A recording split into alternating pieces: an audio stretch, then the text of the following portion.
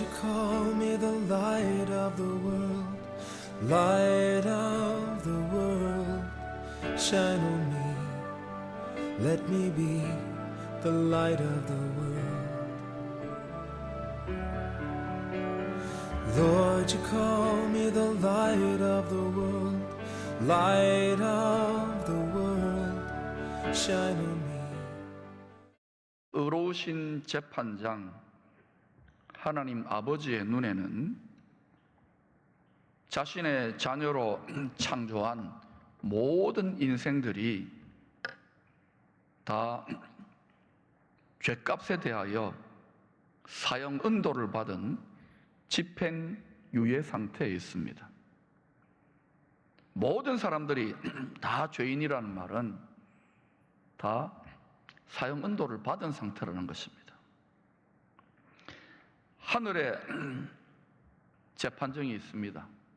세상의 재판정에는 하늘의 최종 마지막 심판대가 있습니다.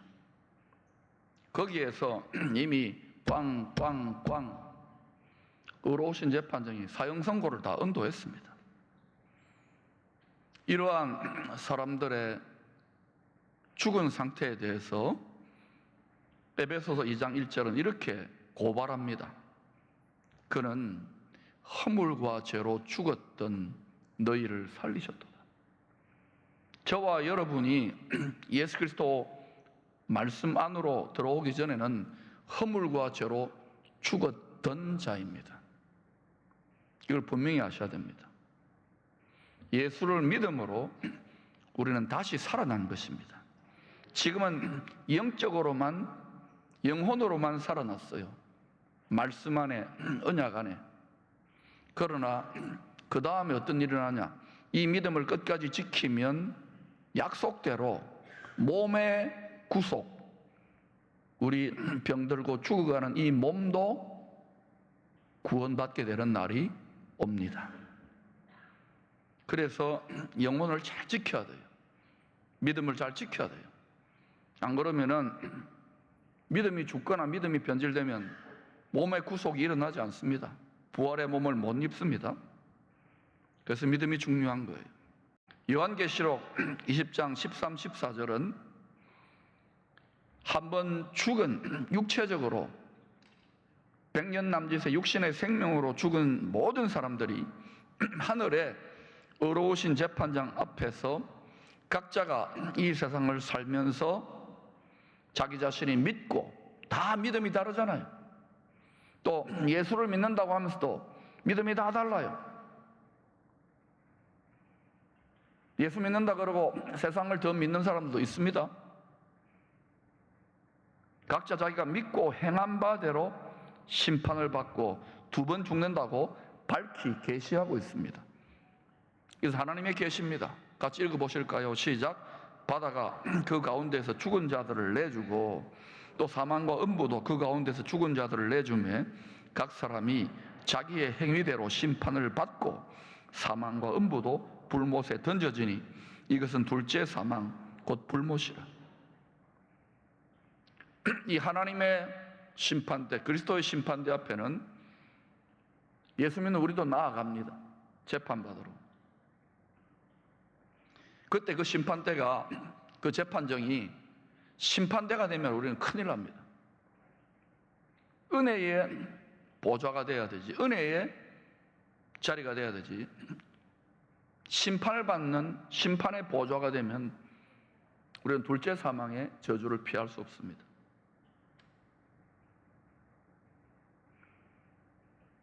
의로우신 재판장 하나님 아버지 보시기에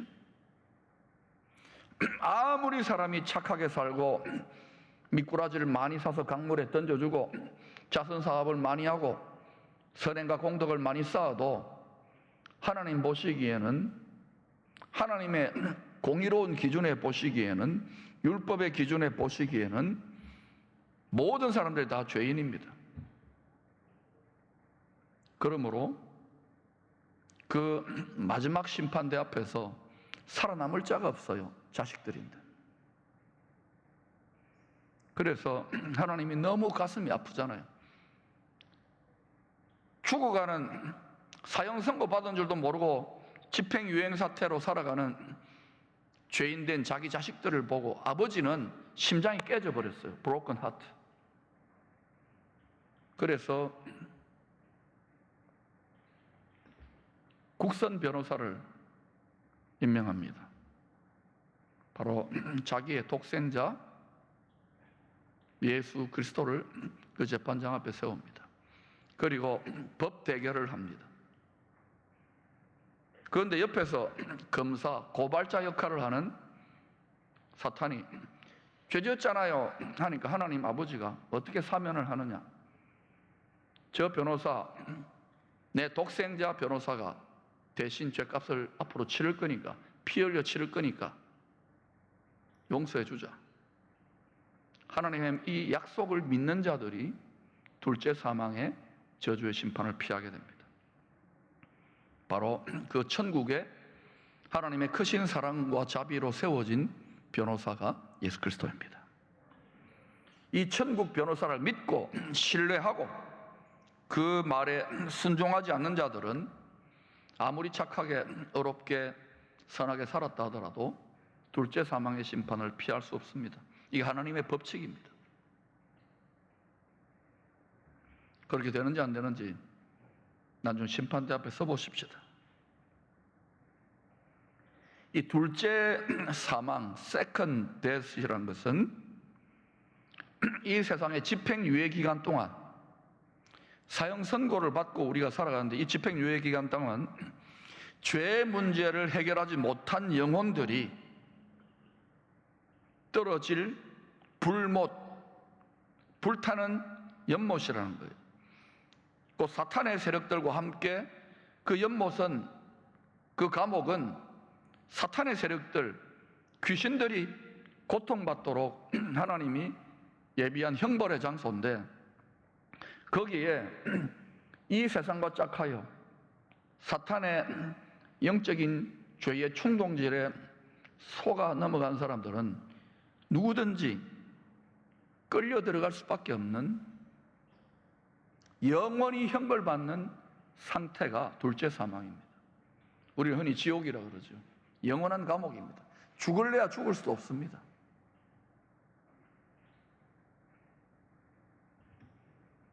그러므로 아담과 하와 이후로 원죄인 된 모든 인생들, 아무리 착하게 살아도 원래 죄인이에요. 원죄인.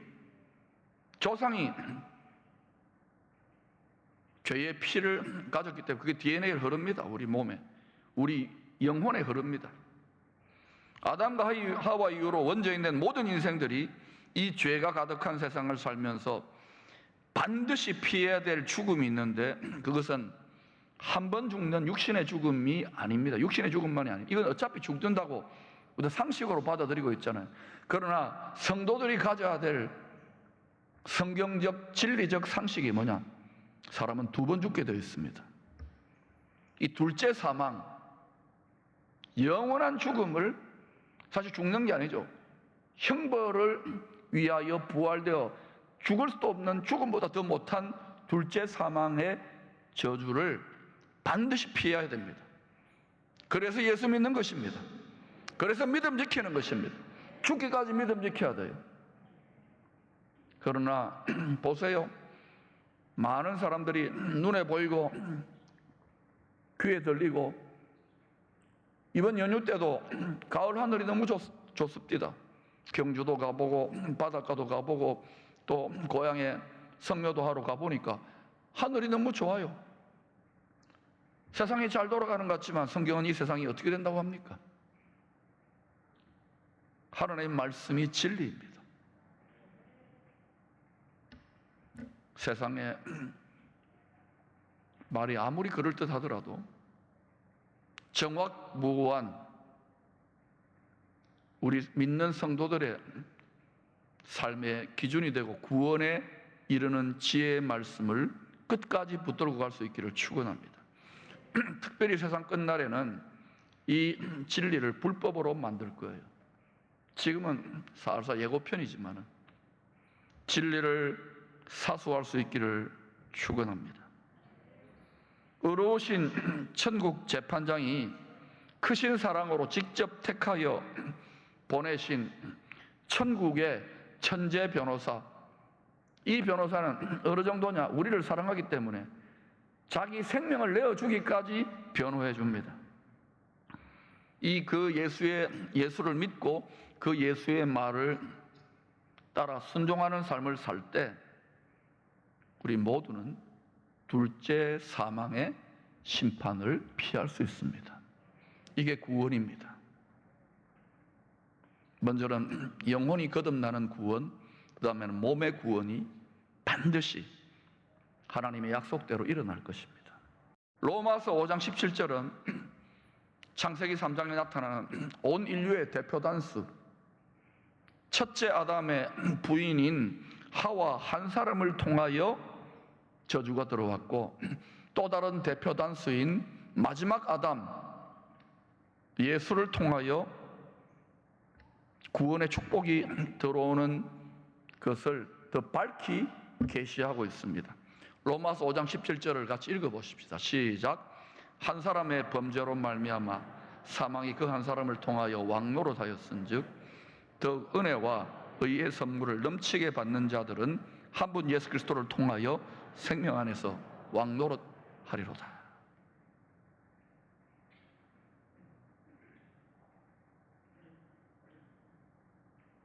근데 하나님은 죄의 수치와 사망의 저주가 그 집안에, 그 나라에 들어오게 되는 통로가 되었던 그 한 사람 하와를 통하여 넘치는 은혜와 생명의 축복으로 인도하시는 전화 위복의 구원의 역사를 예비하고 계십니다. 그 하나님의 깊은 인간의 능력과 지혜를 초월한 수치가 들어오고, 죄의 수치가 들어오고, 하나님의 집안, 하나님의 나라가 망하게 만든 하와를 통하여 하나님께서 그 수치를 갚아주시고 은혜를 더하게 하시고 더 영광스럽게 역전시키는 하나님의 전화위복의 뜻이 오늘 본문 20절에 나타납니다. 20절을 한번 읽어보십시다. 시작. 아담이 그의 아내 이름을 하와라 불렀으니 그는 모든 산자의 어머니가 됨이더라. 하와라고 하는 이름은 생명이라는 뜻인데 그는 모든 산자의 어미가 된다. 여기에 하나님 아버지, 마지막 아담으로 오실 아들 하나님의 전화위복에 역전케 수치를 영광으로 바꿀 역전케 하시는 하나님의 구원의 계시가 숨어 있어요. 이 하와는 첫째 사망의 저주를 받아서 몸은 한 번 죽지만 동정 여자의 후손으로 처녀의 몸으로 태어날 예수 그리스도를 통하여 둘째 사망의 심판을 피하고 영원한 생명에 참여할 모든 살아있는 자들, 하나님 보시기에 살아있는 자들을 말합니다. 모든 산자의 하나님, 그들의 어머니가 될 거라는 거예요. 다시 말하면 하나님의 자녀, 하나님의 백성들의 어머니라는 의미가 숨어 있는 것입니다. 예레미야 31장 32절에는 하나님과 출애굽한 하나님의 백성들, 다시 말하면 세상으로부터 구원받은 하나님의 백성들에 대해서 이렇게 비유했습니다. 내가 그들이 남편이 되었어도 그들이 내 언약을 깨뜨렸음이라 여호와의 말씀이니라. 여호와 하나님이 남편이고 구원받은 하나님의 백성들이 아내라는 거예요. 여러분, 구약 성경 시대에, 율법 시대에 구약의 백성들이 하나님을 남편으로 고백하면은 아마 신성모독이라고 돌로 쳐 죽였을 것입니다. 이건 비유지만은 그 정도로 친밀하다는 거예요. 하나님을 아버지로 고백하는 것도 마찬가지입니다. 또 호세아서 2장 2절에도 타락한 하나님의 백성들을, 이스라엘 백성을 말합니다. 남편을 배신하고 음란에 빠진 어머니, 아내로 묘사합니다. 같이 읽어볼까요? 시작. 너희 어머니와 논쟁하고 논쟁하라. 그런 내 아내가 아니요, 나는 그의 남편이 아니라. 호세아와 창기, 고멜을 결혼하라고 하면 하나님 아버지의 심정을 나타내는 거예요. 하나님이 남편입니다. 하나님의 백성들이 아내예요. 요한계시록 21장 9절에도 성도들이 유월절 어린 양 예수님의 신부요 아내에 비유되어 있습니다. 오라, 내가 신부 곧 어린 양의 아내를 내게 보이리라 하고, 어린 양은 누굽니까? 성자 하나님 예수 그리스도입니다. 하나님이 신랑이고 남편이고, 그를 믿는 성도들, 하나님의 백성들이 아내요 신부입니다. 남편처럼 예수 그리스도를 맞이하여 예수 그리스도의 아내요 신부요 여자가 된 우리 모두를 말합니다. 성도들, 교회를 영광스럽게 해서 옛 뱀, 이 수치와 사망의 저주가 들어오게 한 옛 뱀을 반드시 진멸하고 복수하겠다는 피의 맹세가 이 창세기 3장, 특별히 3장 15절에 나와 있습니다. 피 맹세입니다. 반드시 내 피를 흘려서라도 내가 복수해 줄게, 이 말입니다. 같이 한번 이 15절을 읽어볼까요? 시작. 내가 너로 여자와 원수가 되게 하고 내 후손도 여자의 후손과 원수가 되게 하리니 여자의 후손은 내 머리를 상하게 할 것이요 너는 그의 발꿈치를 상하게 할 것이니라. 동정 여자의 후손 예수 그리스도가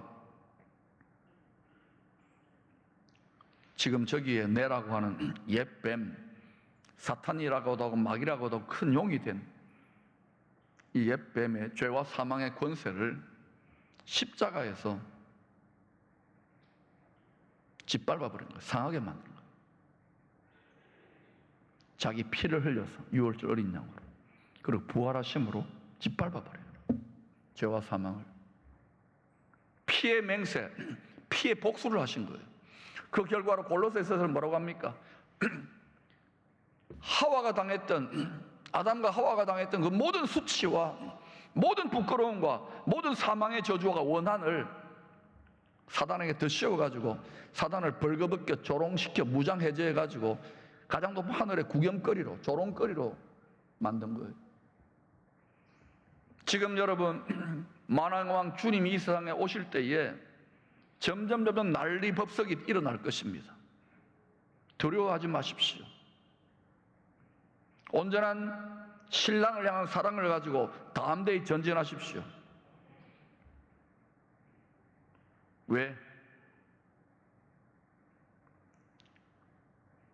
예수님이 옛 뱀의 머리를 짓밟아 버리셨어요.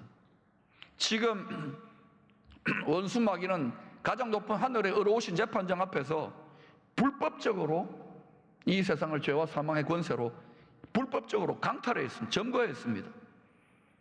재판장에서는 법이요 그러면 끝입니다. 예수님이 합법적으로 죄 없는 분이 죽으시고 부활하셔서 그 권세의 머리를 짓밟아 버리셨기 때문에 불법 점거 상태입니다. 그래서 하늘의 권세만이 아니라 땅에도 통하는 권세를 가지시고 우리에게 가라! 복음을 전하라고 하시고 제자를 삼으라고 하는 거예요. 그래서 그 이후로 옛 뱀의 머리가 짓밟힌 이후로 십자가에 죽으신 어린 양 예수를 내 남편처럼 생명을 다하여 사랑하며 기다리며 믿는 그 말씀을 따르는 모든 어린 양의 아내 된 성도들에게도, 우리가 아내가 성도입니다. 그 예수 남편이 친히 원수를 짓밟고 복수할 수 있는 권능을 약속해 주셨습니다. 이 약속을 믿으십시오. 이제 우리는 과부가 아닙니다. 이제 우리는 고아가 아닙니다. 우리를 죽기까지 사랑하시는 아버지가 있습니다. 우리를 위하여 실제로 피 흘리신 남편이 있습니다. 하나님이 남편이 피로 맹세한 그 말씀을, 피맹세입니다. 성경은 이 피의 맹세를 우리 삶에 주장하고 선포하십시오. 복수하십시오. 사람은 복수하는 게 아닙니다. 사람 원수들은 복수하는 게 아니에요. 사람과 사람 사이를 이간질하고 원수되게 만들었던 진짜 원수가 있는 거예요. 그 철천지 공중 하늘에 역사하는 불순종하게 만드는 그 악한 영들을 대적하여 짓밟아야 됩니다. 이것이 하나님의 뜻이에요. 이 싸움에서 이겨야 우리는 잔치에 참여하게 될 것입니다. 이제는 그렇게 이길 수 있도록 하나님이 예비한 쌓아놓은 영광스러운 능력과 권능을 약속대로 부어주실 것입니다. 이 말씀을 따라 순종하는 자들에게 부어주실 것입니다. 마귀에게 도적질당한 모든 것들, 빼앗겼던 모든 것들을 하나님은 7배나 되찾아오기를 원하십니다. 우리가 빼앗겼던 시간, 우리가 수치스럽게 원통하게 고아처럼 과부처럼 통곡했던 그 모든 날들을 다시금 깨달아 무장하여 되찾아오는 일이 남아있는 거예요. 그냥 어영부영하다가 천국 가는 게 아닙니다.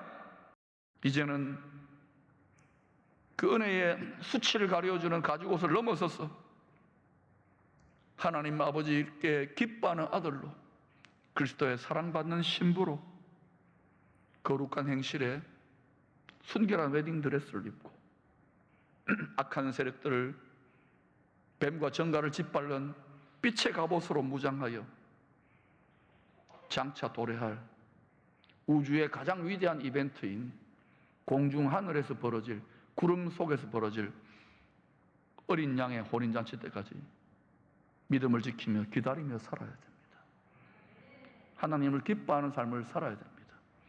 여러분, 공중에서 벌어지는 어린 양의 혼인잔치가 벌어지게 될 것입니다. 그때 땅에 남아있으면 화로다. 저는 정말 기쁨의 성도들 한 분 한 분에게 진실로 말합니다. 이 잔치가 예비되어지고 있습니다. 준비하십시오.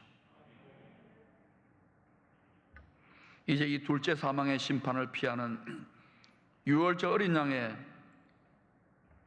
예수가 피값을 지불하고 만든 우리의 죄와 수치를 가리우는 은혜의 가죽옷 나만 입지 말고 여러분 가족들의 영혼의 상태를 보세요. 사랑한다고요? 원수 마귀들에게 얼마나 노략질 당하고 이간질을 당해왔습니까? 원통함이 없습니까? 원한이 없습니까? 분노가 없습니까? 울분이 없습니까? 사람에게 선포하지 마시고 하나님이 약속하신, 신랑이 약속한 권능을 덧입고 이제 그 원수 마귀의 세력을 결박하십시오. 7배나 되찾아올 수 있기를 축원합니다. 우리가 눈물 흘리고 고통했던 날수대로 우리에게 승리의 기쁨을 예고편으로 맛보게 되는 은혜가 먼저는 여러분 자신과 여러분의 가정에 임하게 되기를 소망합니다. 뿐만 아니라 더 그 영역이 우리를 통하여 그 영광이 더 확산되어 나가기를 소망합니다.